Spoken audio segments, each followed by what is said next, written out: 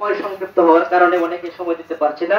ঘরের এক কৃতি সন্তান, উপজেলা পরিষদের সাবেক ভাইস চেয়ারম্যান, ময়মনসিংহ উত্তর জেলা বিএনপির অন্যতম সদস্য, আমার একান্ত শ্রদ্ধাভাজন নেতা জনাব আমিরুল ইসলাম ভূঁইয়া মনি সাহেবের জানাজা শরীক হওয়ার জন্য ওনার বিধিহি আত্মার মাগফিরাত কামনায় মহান রব্বুল আলামিনের কাছে শুকরিয়া আদায় করি। আমরা জোহরের নামাজ আদায় করে একজন বয়োজ্যেষ্ঠ মুসলমান এক জানাজা শরীক হওয়ার মতো তৌফিক মহান রব্বুল আলামিন আমাদেরকে দিয়েছেন, সেজন্য সকলে শুকরিয়া আদায় করে সকলে বলে আলহামদুলিল্লাহ।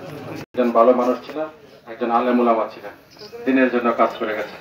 সেই হিসাবে আমরা মুসলমান হিসাবে ওনার কাছে ঋণী। আজকে তার বিদায়ে এসেছি, তার জন্য দোয়া করে কবুল করেন, ওনাকে জান্নাতের সর্বোচ্চ মাকাম দান করেন এই আশাবাদ ব্যক্ত করছি। কষ্ট করে জানাজা শরীক হয়েছেন, আমি ওনার পরিবারের পক্ষ থেকে আপনাদের প্রতি কৃতজ্ঞতা জানাচ্ছি।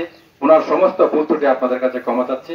পাশাপাশি আল্লাহ যেন ওনাকে কবুল করেন, জান্নাতের সর্বোচ্চ মাকাম দান করেন এই আশাবাদ ব্যক্ত করে পরিবারবর্গ সুখাহত আল্লাহ যেন এই সুখ কাটিয়ে ওঠা তৌফিক দান করেন এই কথা রেখে আমার বক্তব্য শেষ করছি। আসসালামু আলাইকুম ওয়া রাহমাতুল্লাহি ওয়া বারাকাতুহু।